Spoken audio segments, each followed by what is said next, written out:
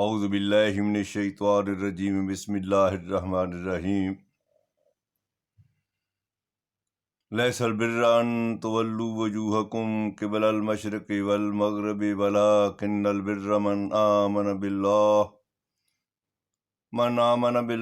Volume الآخر والملائکۃ والکتاب والنبیین وآتوا المال علی حبہ ذوی القربى والیتامى والمساکین وابن السبیل والسائلین وفی الرقاب وإقام الصلاة وآتى الزکاة والموفون بعہدہم اذا عاہدوا والصابرین فی البأساء والضراء وحین البأس اولئک الذین صدقوا وَأُولَٰئِكَ هُمُ الْمُتَّقُونَ صدق اللہ العظیم۔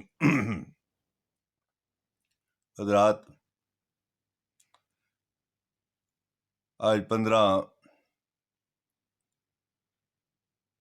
اپریل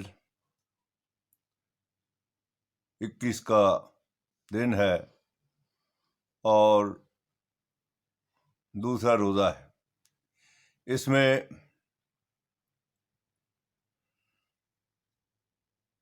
جو قرآن مجید تراویح میں پڑھا گیا وہ سورہ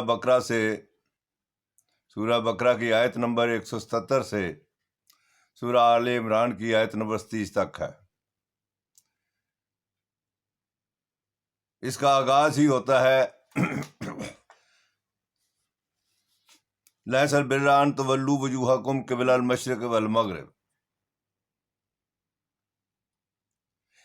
نیکی کچھ یہی نہیں ہے کہ منہ کرو مشرق کی طرف یا مغرب کی طرف، لیکن بڑی نیکی تو یہ ہے کہ جو کوئی ایمان لایا اللہ تعالیٰ پر، قیامت کے دن پر اور فرشتوں پر اور سب کتابوں پر اور نبیوں پر، اور دے مال اس کی محبت پر رشتہ داروں کو، اور گردن چھڑانے میں اور قائم رکھے نماز، اور دیا کریں زکوٰۃ، اور پورا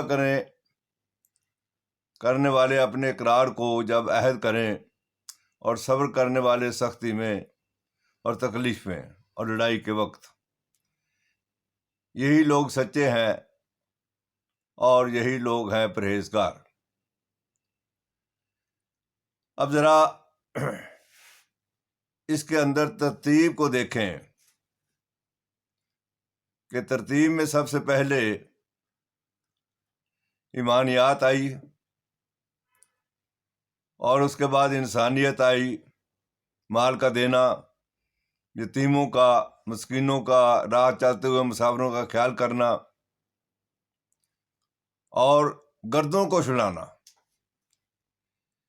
اور پھر رقاب، گردوں کو چھڑانا انتہائی اہم مضمون ہے قرآن حکیم کا۔ دوسری جگہ پر فرمایا فک و رقبہ، گردنوں کو چھڑانا،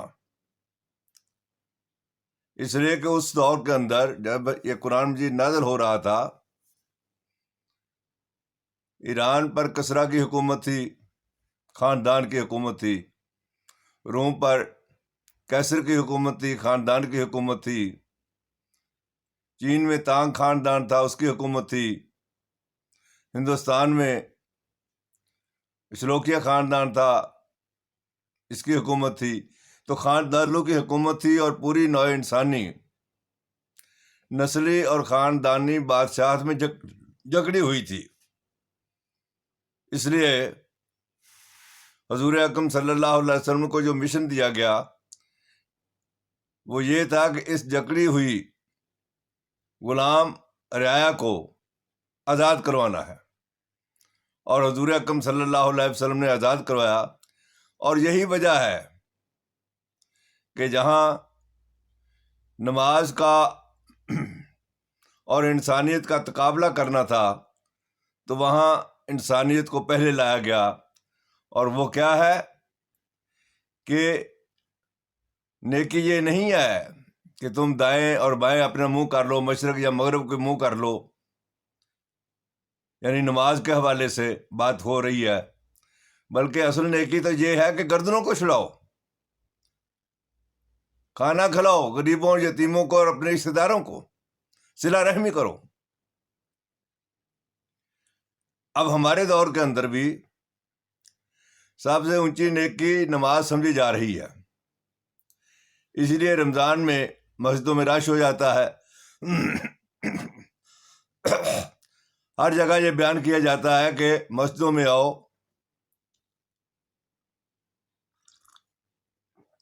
چندہ دو، نمازیں پڑھو، جنت میں گھر بنا لو۔ نماز جو ہے وہ اس کے بارے میں ہمارے ہاں مشہور ہے کہ مسلم اور کافر کے درمیان فرق نماز کرتی ہے۔ شاید ہمارے علماء کو علم نہیں کہ نماز تو ہندو مت میں بھی تھی، یہودیت میں بھی تھی، عیسائیت میں بھی تھی، اس سے پہلے یہی مذاہب تھے، اور ان میں تمام میں نماز تھی اور ان کی عبادت گاہیں بھی تھی۔ آج بھی آپ کو مندر بھی نظر آئیں گے، گرجا گھر بھی نظر آئیں گے، اور یہودیوں کے عبادت خانے بھی نظر آئیں گے۔ تو یہ کس مقصد کے لیے ہیں؟ یہ سارے کے سارے اللہ تعالیٰ کی عبادت کے لیے ہیں، پوجا پاٹ کے لیے ہیں۔ تو لہذا یہ جو تصور ہے کہ ہم جو نماز پڑھتے ہیں اس کی وجہ سے مسلم اور غیر مسلم کا فرق ہے، یہ بات قطعاً غلط ہے۔ بلکہ اللہ تبارک تعالیٰ نے تو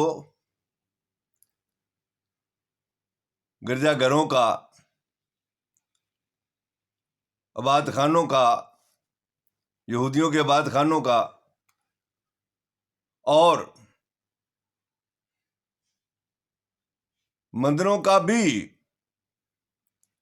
اسی طرح ذکر کیا ہے جیسے مسجد کا ذکر کیا ہے، اور فرمایا کہ اس کے اندر بھی اللہ تعالیٰ کا ذکر ہوتا ہے، کثرت کا ذکر ہوتا ہے، اعتبار ہے۔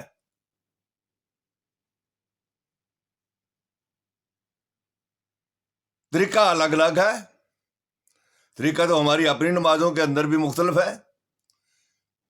بریلویوں کی اور طریقے بھی نماز ہے، اہل حدیث کی اور طریقے کی نماز ہے، اور ہم ایک دوسرے کے پیچھے نماز پڑھنے کے لیے تیار ہی نہیں ہیں۔ سورہ حج کی آیت نمبر 34 میں اللہ رب العزت نے فرمایا کہ ہر ایک کے لیے ہم نے الگ منسک مقرر کر رکھے ہیں، اور اسی طریقے پر سورہ حج ہی کی آیت نمبر 40 میں ہے لولا دفع اللہ الناس بعضهم ببعض لہدمت صوامع وبیع، اگر ہم بعض لوگوں کو بعض سے نہ ہٹاتے تو یہ تباہ کر دیتے صومعہ کو، بیع کو، وصلوات ومساجد، اور مساجد کو۔ پہلے قوموں کے عبادت خانوں کا ذکر فرمایا، ساتھ ہی مسجد کا ذکر فرمایا کہ یہ تو ان کو ختم کر دیتے۔ لہذا ہم نے ظالموں کو ہٹایا۔ تو کہنے کا مقصد یہ کہ یہ جو علماء نے نماز نماز نماز کر کے ترتیب بدل دی، سب سے اہم ترین بات نماز ہے، لیکن سب سے اہم نہیں ہے۔ سب سے اہم کیا ہے؟ اللہ کے انسانوں کی خدمت کرنا۔ یہ آیت اس طرف واضح اشارہ کرتی ہے۔ اگر ہم اپنے معاشرے کا جائزہ لیں تو لوگوں کو دیکھیں گے آپ کہ ایک طرف انسانوں کو لوٹنے کے لیے مہنگائی کے مختلف طریقے ایجاد کیے جا رہے ہیں، دوسری طرف نمازیں بھی پڑھی جا رہی ہیں۔ ایک طرف تم تولا جا رہا ہے، دوسری طرف مسجدوں میں چندہ بھی دیا جا رہا ہے۔ ایک طرف صوبتی نظام ہے اور دوسری طرف ریاست مدینہ کے بنانے کے دعوے بھی ہیں، اور لوگ مطمئن ہیں کہ اللہ تعالیٰ کی رضا ہم حاصل کر رہے ہیں. اللہ تعالیٰ کسے اپنی رضا دیتا ہے کسے نہیں دیتا وہ تو وہ جانتا ہے. اس کے اندر کسی کی اجارہ داری کوئی ٹھیکیداری نہیں ہے. ہم تو یہ تو نہیں کہہ سکتے، لیکن ہم تو بات کر رہے ہیں کہ قرآن حکیم کے اندر اللہ تبارک تعالیٰ نے نیکی کی جو ترجیحات بیان کی ہے اس کے اندر رشتہ داروں کا خیال، صلہ رحمی کرنا، رشتہ داروں کا خیال کرنا، یتیموں کی پرورش کرنا، راہ چلتے مسافروں کا احساس کرنا، یہ ہے. اور پھر اس کے بعد فرمایا کیا ہے؟ نماز بھی ہے. تو اصل میں اسلام کیا ہے؟ سلامتی کا دین. جب ہمارے معاشرے میں کوئی بھوکا نہیں ہوگا، جب ہم راہ چلتے مسافروں کی عزتوں کا خیال کریں گے، ڈاکہ نہیں ڈالیں گے، تو سلامتی ہوگی.